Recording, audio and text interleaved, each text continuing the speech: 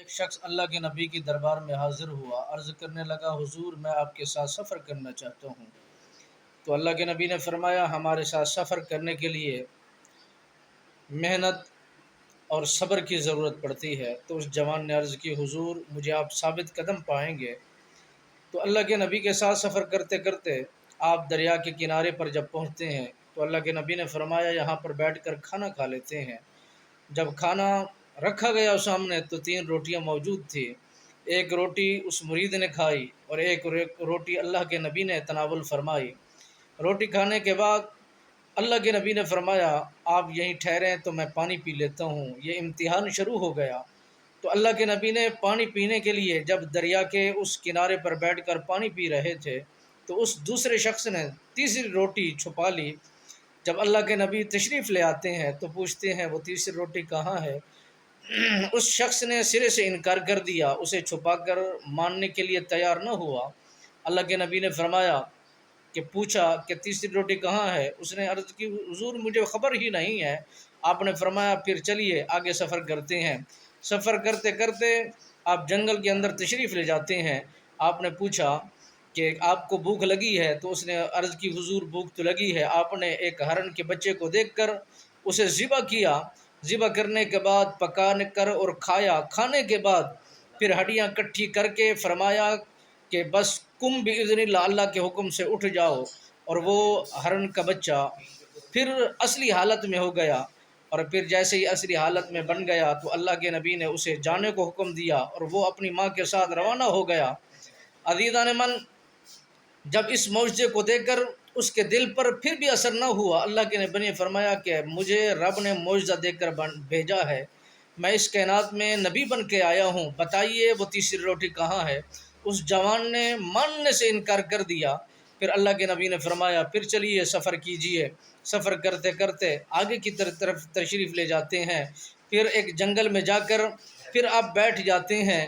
دریا کے کنارے پر جب پہنچتے ہیں تو آپ نے فرمایا کہ پھر آؤ اس سفر پہ چلتے ہیں۔ آپ نے وہ سفر کرنا شروع فرما دیا۔ اللہ کا نبی اس پانی کے لہروں پر سفر کر رہا ہے، وہ حبدار و وفادار رفیق بھی اسی کے ساتھ سفر کر رہا ہے۔ سفر کرتے کرتے پھر اللہ کے نبی نے اس کنارے پر پہنچ کر ایک کنارے سے دوسرے کنارے پر پہنچ کر پھر پوچھا، وہ تیسری روٹی کہاں ہے؟ وہ پھر ماننے سے انکار کرتا ہے۔ اللہ کے نبی نے فرمایا، پھر سفر کرتے ہیں۔ سفر کرتے کرتے وہ ریگستان میں جا پہنچتے ہیں، وہاں پر ریت کا ڈھیلا بنا کر بیٹھ جاتے ہیں۔ فرمایا کہ اللہ کے حکم سے یہ سونا بن جائے، تو وہی سونا بن جاتا ہے۔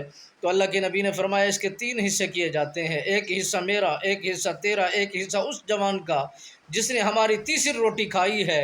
جیسے ہی اللہ کے نبی نے یہ جملہ بولا ہے، وہ بول اٹھا کہ حضور مجھے حکم دیجئے اور میں وہی جوان ہوں، میں نے ہی تیسری روٹی کھائی ہے۔ اللہ کے نبی نے فرمایا، تیرا اور میرا راہیں جدا جدا ہیں، میں تجھے اپنا رفیق نہیں بنا سکتا، میں اپنا تجھے ساتھی نہیں بنا سکتا۔ یہ سونا اٹھائیے اور سفر کیجئے، اپنی منزلیں جدا جدا کیجئے۔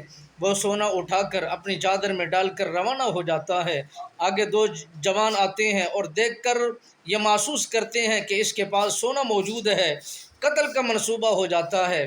بس اس نے پوچھا کہ اے جوانو، مجھے قتل کرنے کا کیوں ارادہ رکھتے ہو؟ انہوں نے بتایا کہ تیرے پاس سونا ہے، ہم اسے حاصل کرنا چاہتے ہیں۔ اس جوان نے بتایا کہ ہم اس کے 3 حصے کر لیتے ہیں۔ ان دونوں نے بتایا کہ ہم اس بات پر آمادہ ہوتے ہیں۔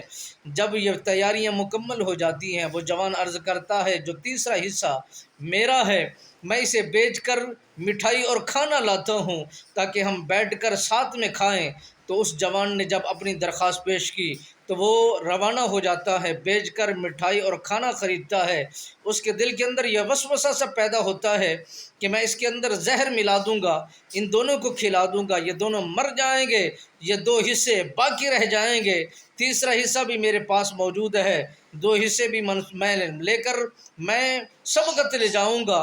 انہیں کیا خبر تھی کہ وہ بھی منصوبہ بنا کر بیٹھے ہیں۔ ان دونوں نے منصوبہ بنایا کہ یہ مٹھائی لائے گا اور ہم اسے مار کر اسے مار دیں گے اور موت کے گھاٹ اتار دیں گے۔ جب وہ منصوبہ بنا لیتے ہیں، یہاں سے یہ منصوبہ بنا لیتا ہے، مٹھائی میں زہر ملا کر وہ لاتا ہے اور پھر لوگوں کو کھلانا پسند کرتا ہے۔ جب وہاں پر پہنچتا ہے تو وہ پہلے سے منصوبہ موجود تھا، انہوں نے ایسی مال لگائی کہ وہ موت کے گھاٹ اتر گیا، اور پھر وہ خوش ہوتے ہیں، حشاش بشاش ہوتے ہیں، خوشی کا اظہار کرتے ہیں۔ اس خوشی کے اندر جب مٹھائی کھاتے ہیں، مٹھائی تناول کرتے ہیں، تو اس کے اندر تو زہر موجود تھا، اور پھر وہ بھی موت کے گھاٹ اتر جاتے ہیں۔ جب اللہ کے نبی جناب حضرت عیسیٰ علیہ نبی جنا سرکار کا وہیں سے گزر ہوتا ہے، آپ فرماتے ہیں کہ جو اس دنیا سے محبت کرتے ہیں ان کا ٹھکانہ یہیں پر ہے اور ان کا گھر یہی ہوتا ہے، اور جو ان سے محبت کرتے ہیں یہ دنیا ان کے ساتھ وفاداری نہیں کرتی اور ان کے کام نہیں آتی۔